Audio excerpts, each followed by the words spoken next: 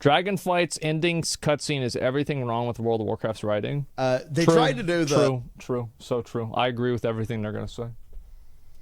I agree with everything. It's so true. family bit of Fast and Furious. But the thing with Fast and Furious is, like, Vin Diesel is apparently so badass he actually turns into an earthbender. Like, there's a bit where he stamps the floor and, like, concrete breaks. And you're like, all right, sure. So I think the thing, Fast and the Furious, I bet in 20 years, Fast and the Furious will be indistinguishable from Transformers. You know, they'll be like one of the movies where, like, Vin Diesel actually turns into the car, and the people are like, okay, sure. And that's going to be the point.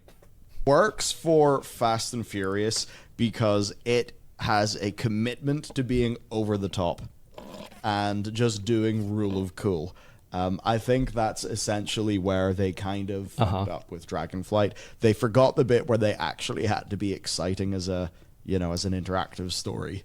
Yeah. So I think that's the main problem. But certainly, like, it is a concern to me for sure that we could get a Blizzard that pulls all their punches. Because the thing that gets me is those moments with those characters.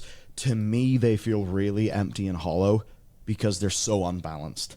Like, I know in, like, UK and Ireland, we are way more sarcastic than the Americans tend to be. We are way more gallows humor.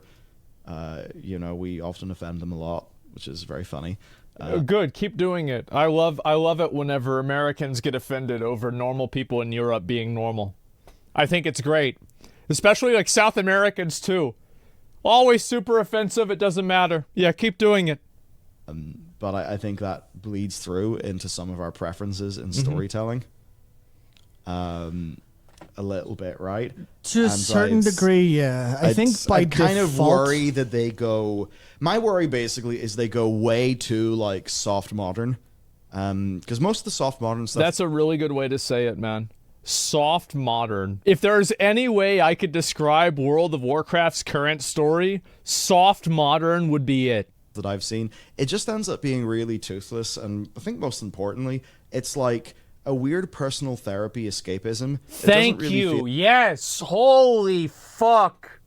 Yes. Personal therapy escapism. Oh, weird personal therapy escapism. Exactly. Feel like it's honest and true to the human experience, and to me, that makes it quite weak and ineffective. Yeah. That's one of the things that... exactly. It's boring. It works in side stories and small stories. I think when you have a very small thing and you get to, like, carefully craft, like here's the experience of how someone deals with, like, their brother's injured, or I can't remember the context for that one. The Centaur quest, where it's the shard of lightning thing makes him strong and mental.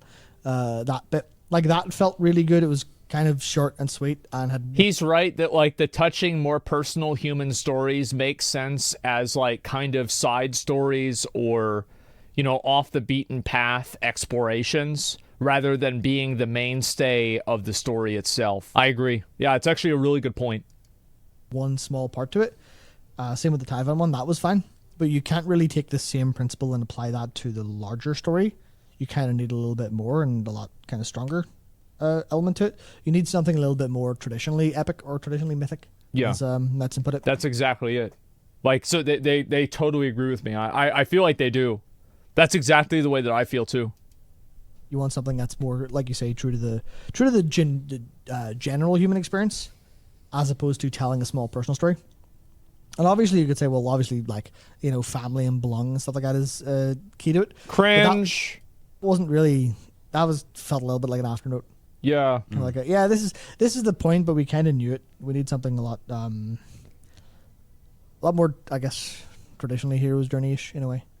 Not that you just have to repeat that same thing over and over again. Well, the reason why traditional heroes work is because they're traditional. Have you ever thought that maybe the thing that people did for 2,000 years was good? You ever thought maybe people kept doing it because it was good? Like, I don't know. I mean, what do I know, right?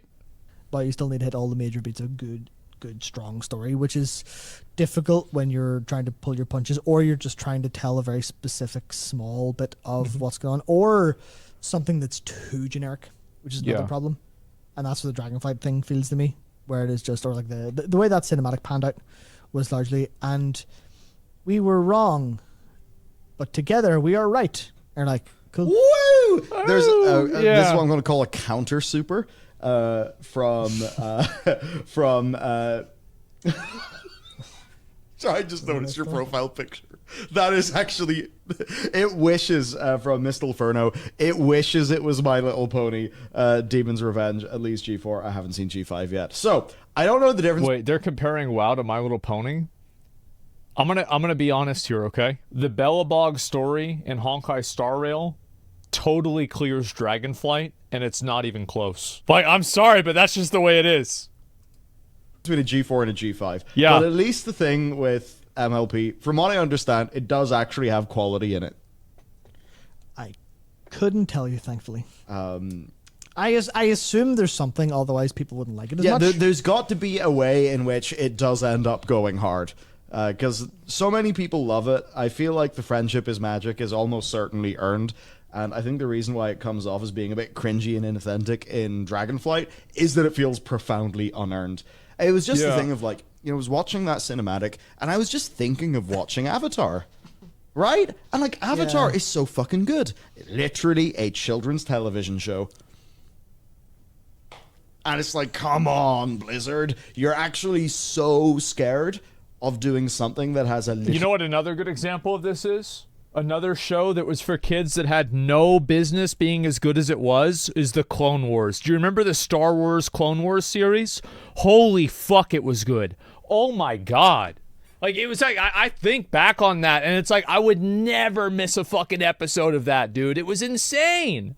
So yeah, Samurai Jack, I love Samurai Jack. I think Clone Wars was like better in some ways, but I really like Samurai Jack too. Anyway, like I hate this idea that like, oh well, because it's like it's making for kids. Like there are plenty of kids shows that go way harder than Dragonflight. Okay, it's just how it is. Bit of edge in it that like you're being shown up. I mean, you're being shown up by one of the best animated series ever made. I never watched a Avatar. ridiculously high bar to set for them. But yeah, I don't know. I think they need to learn lessons. That being said, there's weird disconnects because there's a bit in this patch where just you can see in the zone just a bunch of dead night elves. And it's not just dead night elves; it's dead night elves in pools of blood. Fuck them. And you're like, hang on. That's what they get. The dead night elves in pools of blood is happening. See, that's what we want in the game. We want more of that. We want more of those. Very simple concept. I don't know why Blizzard doesn't understand this. The same place where Calicos is like, it's about coming together as family. Yeah. What is going on? Which to me just says that they're new blisteringly fast. Do you know why I actually Somebody says Diabloify it. I'm gonna say something else that everybody's gonna agree with. The Diablo 4 story, the Diablo 2 cinematics and the story for Diablo 2, at least as best as I understand it, completely clears Diablo 4 in every single way. It's just like Diablo 2, there's just something about it, man. There's just like the Diablo 4 story. It's nice, right? It's a nice story and it's okay. But the Diablo 2 story is just like, and am I right whenever I say that I got a little bit of a Diablo 2 vibe from the teaser trailer for the new expansion of Diablo 4? That almost reminded me of the same vibe that Diablo 2 had. Almost. Now it's not the same, right? But it was like the same kind of thing. Now, will it be like that? I mean, let's see what happens. But anyway, yes. I think that the stories that they're writing, soft modern. So fucking perfect. Soft modern stories. This is, right? Because a bunch of people, like I did a little rewrite, which literally Man's writing fanfic, Limp put it on the dick. channel. No, like, yeah. That's what they mean. You know when you self-chat GPT? So the way that those LLMs work is it's actually just all predicting the next word. Uh-huh. But the funny thing is, think about how you speak and think about words yourself. bit spooky. Anyway, I try not to. Yeah, definitely don't. But I like literally just went, blah, blah, blah, blah, blah, blah, my brain is empty. And then at the end, I'm like, okay, I guess that's done. I put so little thought into it. All these people were like, oh my God, they need to hire you. Your things. And I was like, no, I just did one iteration on the structure of their thing. What that says to me is they didn't have time to do any iterations. They're just having to blast in with the first draft. And that just kind of says to me, big teething problems with... I agree with him, but at the same time, I also think that it maybe is a lack of vision. Because a big factor with this is there isn't really a core vision to it, so the first draft is bad. I think that if you have a core vision, it's probably not going to be that big of an issue. Both? I think it probably is both. You're right. How parallelized they are and just how fast they're developing. Because one iteration would probably fix half the problems, and you'd hope that anyone with a brain would be able to see those problems. Just bouncing on with the blinders on, basically, for a variety of production-related reasons, is almost always certainly the case why anything's bad. I'd say way more times than not, it's because of that. There's something just on the like children's show thing that I actually remembered, and this was someone tweeting about the first Pokemon movie. Oh, I remember that. I saw that in movie theaters. Basically, one of the things that's really good about like working in children's media is that you have to really super sell your themes really hard. And obviously there's a little bit of like, where's the subtext? This isn't subtle at all. It actually kind of works because you have to focus on it super hard.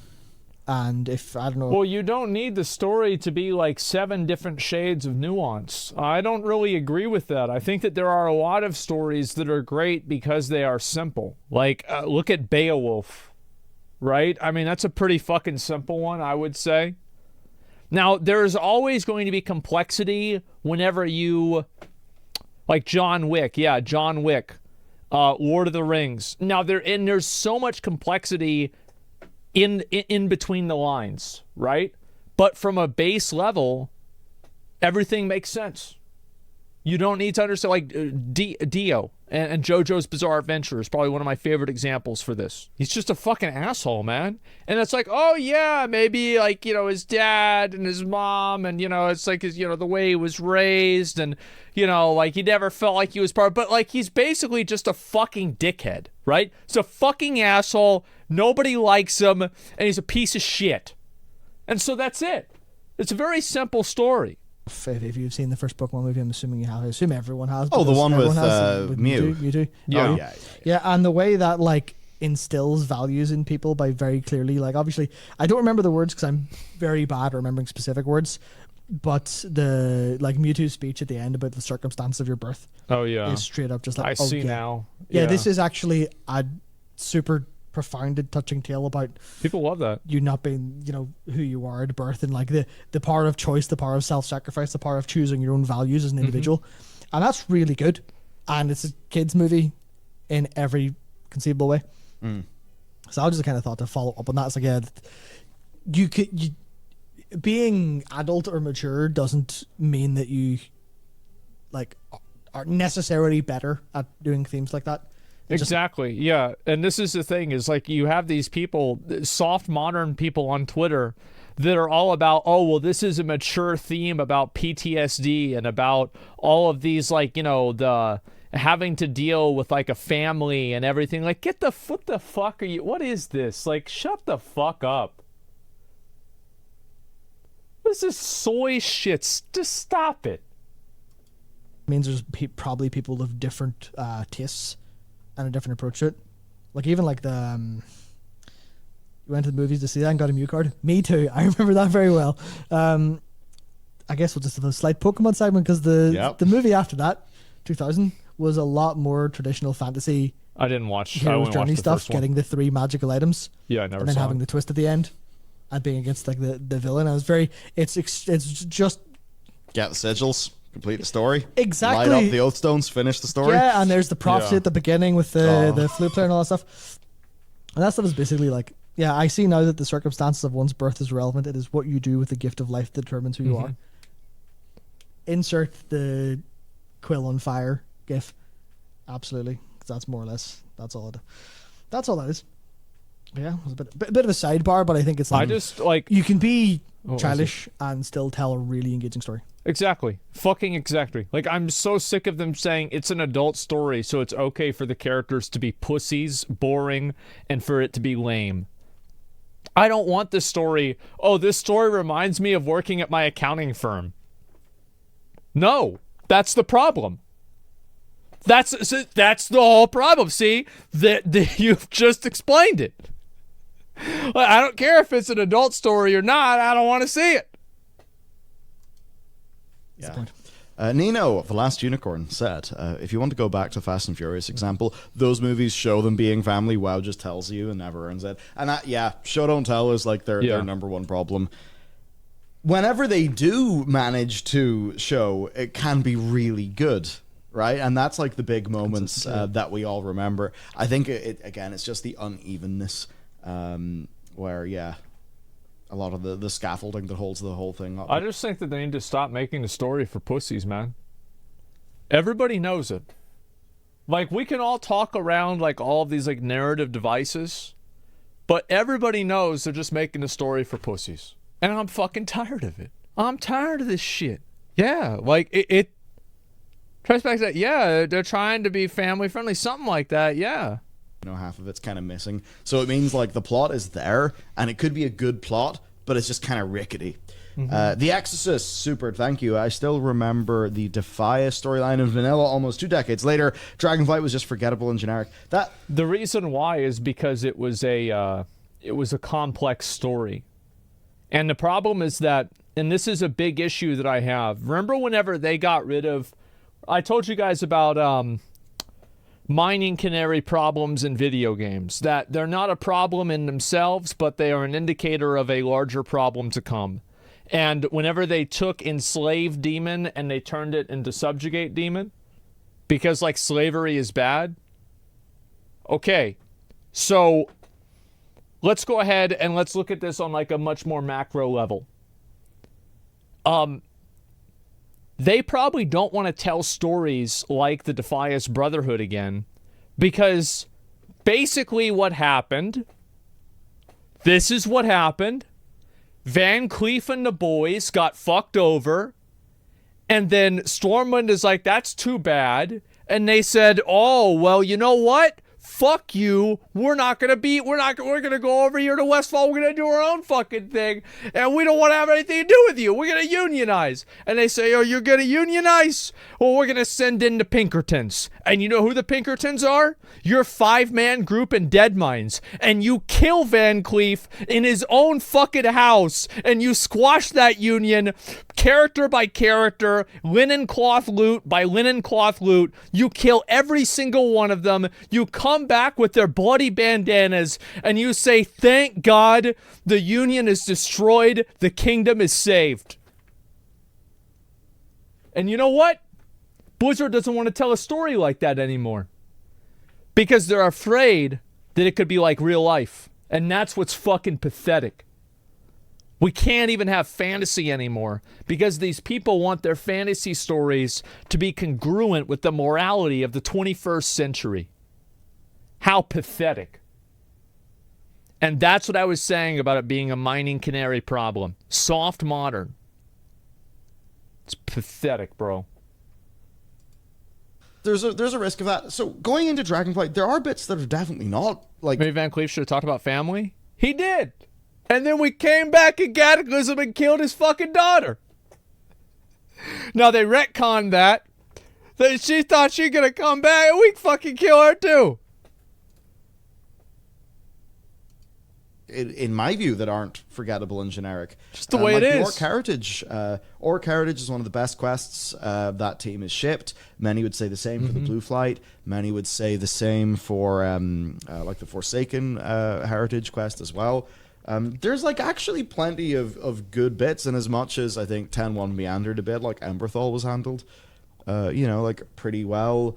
Loads of the side quests are really, really good. I think it's just the reason why it probably comes off as that is that its A-plot wasn't always clear, and yeah, it was just a bit messy. There's also something else which is kind of like, and I don't mean this to discredit what you're saying, but there is definitely a case of, because I've been thinking about this a lot recently. There's games I played, how many years ago? So I played a game called Time Spinner again recently.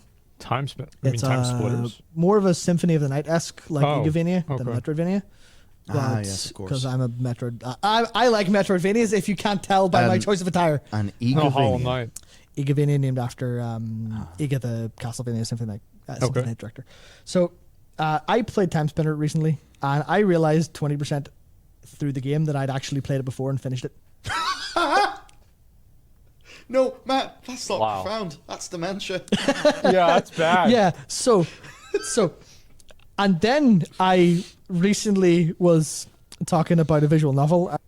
I remember Tectone said that he either never played Dark Souls 2 or he played it and beat it 6 times and he doesn't remember when, because he just remembers playing a game like Dark Souls over and over and over inside of a 1 or a 2 year depression. Like, I didn't even know what to think about that.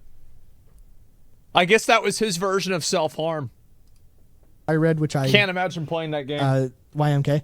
What a and piece of I was shit. like, oh my, I remember like so much of that in every capacity. But I played that, I read that 14, 15 years ago. Yeah. I remember the vast majority of Fits then, and I read that 14, 15 years ago. So there's a little bit of like, you latch on to stuff when you're earlier and remember it better.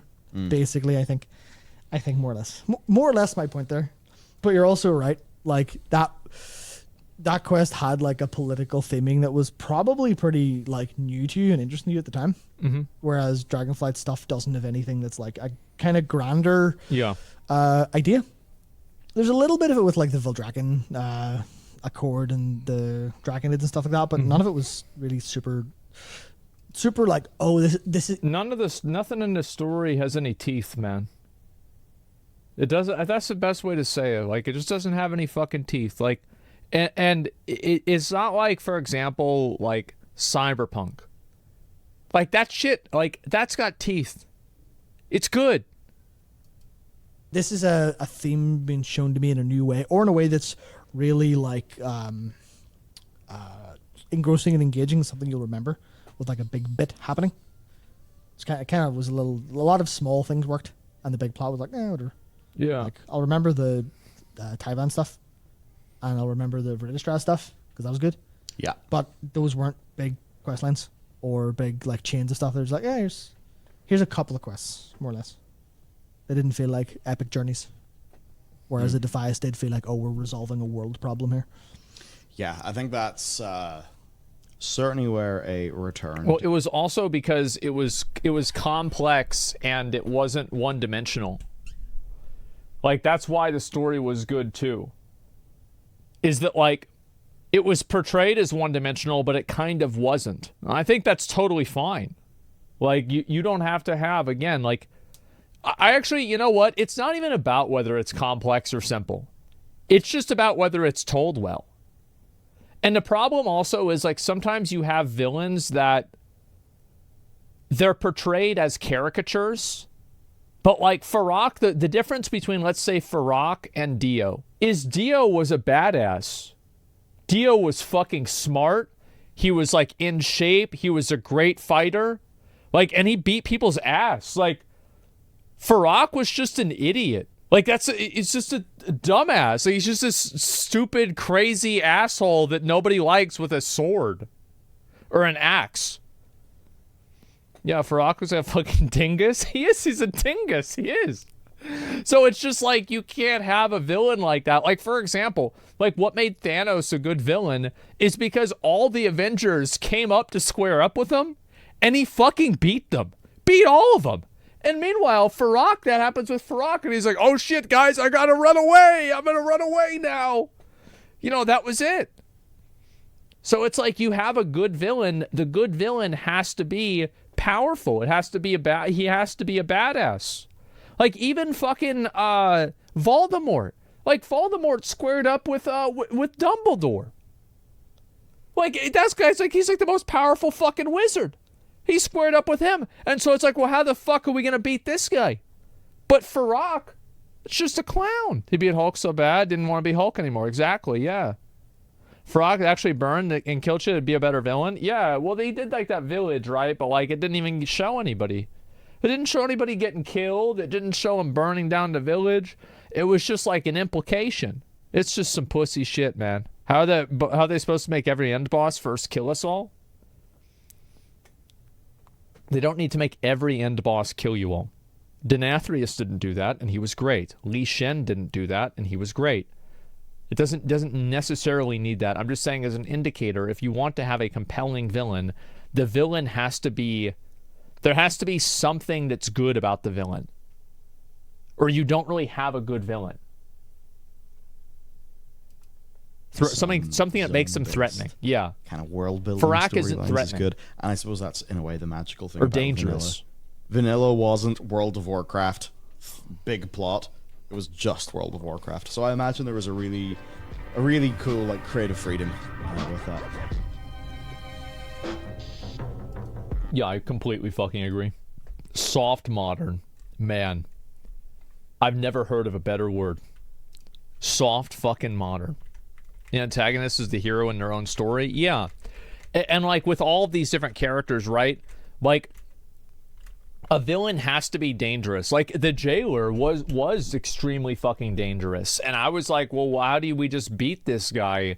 Like, he just, like, fucking waved his hand and he beat Thrall, Jaina, and the Lich King and, like this. Like, we can't beat this dude. There's no way. But then somehow it just happened. There's the video. Make sure to give it a like. This is so good. Millennial writing. It's the fucking, the therapy stuff, man.